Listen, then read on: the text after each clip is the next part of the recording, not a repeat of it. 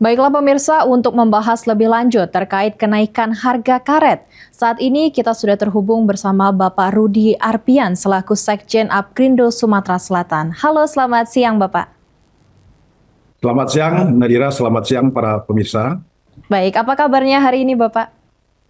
Alhamdulillah baik. Baik, salam sehat Bapak. Mengawali perbincangan pada siang hari ini Bapak Rudi, seperti apa Pak dari kacamata Bapak mengenai informasi harga karet yang saat ini menurut dari kabar sedang melejit? Silakan Bapak. Jadi saat ini karet kita ada kenaikan antara 15 sampai 20% dibandingkan dengan rata-rata harga karet di tahun 2025. Di tingkat petani pun saat ini harga karet untuk karet mingguan sudah mencapai harga Rp16.000 per kilogram. Sementara karet yang 2 minggu itu dibeli dengan harga Rp19.000 per kilogram. Ini khususnya karet yang ada di UPBB. Baik, tadi juga sempat disounding bahwasanya untuk karet ini ada khusus dari UPTD begitu Pak ya. Apakah untuk sejauh ini sudah merata Bapak mengenai kenaikan dari harga karet ini? Jadi harga karet ini sebenarnya dikatakan merata, belum merata. Karena Baik, karet dinilai dari kadar karet keringnya. Jadi kebanyakan petani yang menjual secara perorangan ini tidak mendapatkan harga yang begitu baik. Apalagi mereka terikat dengan para tengkulak. Nah, tapi untuk yang dalam posisi binaan seperti di unit pengolahan dan pemasaran bokar, ini rata-rata karetnya sudah mulai karet menggunakan karet bersih dengan kriteria yang sudah kita anjurkan yaitu menggunakan pembeku yang dianjurkan, kemudian mereka tidak merendam dan tidak mencampur dengan kotoran. Nah, mereka-mereka inilah yang menikmati kenaikan harga saat ini. baik Bapak. Untuk pemicu sehingga harga karet saat ini dinilai signifikan meningkat, ini seperti apa Bapak? Ya, sebenarnya ada tiga penyebab karet ini meningkat. Pertama, permintaan dari industri otomotif dan manufaktur ini meningkat. Jadi penggunaan karetnya lebih banyak. Kemudian ketersediaan bahan baku karet sendiri di global ini sangat rendah, artinya sangat kekurangan. Belum lagi nilai tukar rupiah kita yang menurun, ini juga menjadi pemicu harga karet kita saat ini bisa meningkat. Baik, Bapak tadi juga sudah sempat disounding bahwasannya untuk dari kenaikan ini juga belum merata Pak ya, terutama untuk yang karet kering dan juga untuk petani yang perorangan. Nah, apakah dari kenaikan harga karet ini membuat kesejahteraan Pak, terutama untuk para petani yang tadi tergantung tadi ya Pak, informasi dari Bapak. Ini seperti apa Pak? Mungkin bisa dilihat dari kacamata Bapak. Ya, jadi untuk meningkatkan kesejahteraan memang tergantung dari apakah kenaikan ini bisa meningkatkan pendapatan mereka. Kalau belum meningkatkan pendapatan mereka, maka belum bisa dibilang sejahtera. Karena apa? Karena petani masih terikat dengan para tengkulak, kemudian faktor jarak mata rantai tata niaga ini pun mempengaruhi pendapatan dari para petani.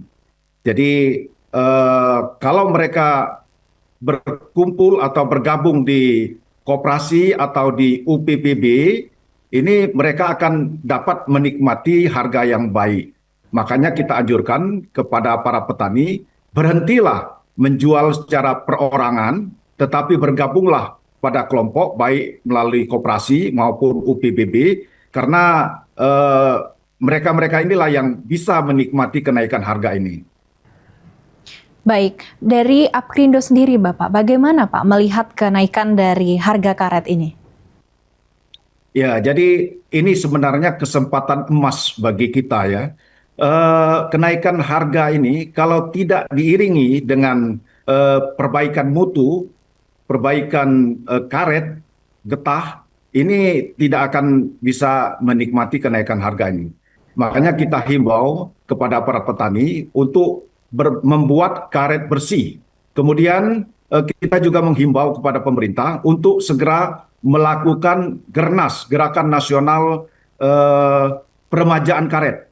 Karena kalau karet-karet kita saat ini kan sudah mayoritas sudah tua. Nah, ini perlu diremajakan. Kalau pada saatnya tren ini akan terus meningkat, sementara produksi kita rendah, petani kita tidak dapat menikmati harga karet yang mahal ini.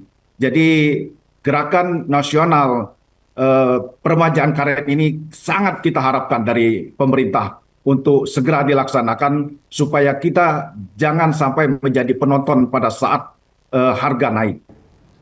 Baik, jadi yang harus dijaga juga harus mutu dan juga sinergi begitu Bapak ya dari gerakan nasional juga kepada pemerintah agar ketika demand-nya meningkat, produksinya juga tetap stabil begitu Bapak. Nah dari kenaikan harga karet ini apakah diprediksi ke depannya Pak dari Apkrindo akan berlangsung lama juga Bapak untuk kenaikan karet ini? Ya, jadi selagi permintaan karet ini meningkat, kemudian kebutuhan karet ini banyak dibutuhkan oleh pabrik ban, apalagi saat ini sudah muncul kendaraan listrik yang tentunya lebih banyak menggunakan komponen karet. Nah, ini sebenarnya ke depannya merupakan cikal bakal bahwa karet ini sangat dibutuhkan ke depannya. Untuk itu persiapan kita tentu kita harus meningkatkan produksi kita. Bagaimana kita meningkatkan produksi? Ya kita harus meremajakan karet-karet tua kita. Baik Bapak, untuk harapan Bapak dari Apkrindo dengan adanya momen kenaikan ini kepada pemerintah khususnya, seperti apa Bapak? Ya, jadi harapan kita ada dua. Pertama, untuk para petani supaya meninggalkan kebiasaan-kebiasaan buruk dengan membuat karet kotor. Jadi usahakanlah membuat karet bersih. Kemudian yang kedua harapan kita kepada pemerintah, ini peremajaan karet ini kebutuhan mendesak. Kemudian yang kedua, hilirisasi. Jadi kalau dulu ada aspal karet, kita harapkan untuk aspal karet ini segera direalisasikan. Jadi peningkatan produksi dari karet-karet yang diremajakan, kemudian kita menggunakan karet-karet itu untuk kebutuhan dalam negeri, ini akan memicu kenaikan harga ke depannya lebih tinggi lagi. Itu harapan kita. Jadi kepada pemerintah juga supaya karet ini dimasukkan ke dalam BPDB karet. Jadi BPDB karet juga harus melindungi petani-petani karet kita. Jangan sampai hanya petani sawit yang ada BPDB-nya. Terima kasih. Baik, terima kasih kami ucapkan kepada Bapak Rudi Arpian selaku Sekjen Apkarindo Sumatera Selatan dan selamat bertugas kembali Bapak.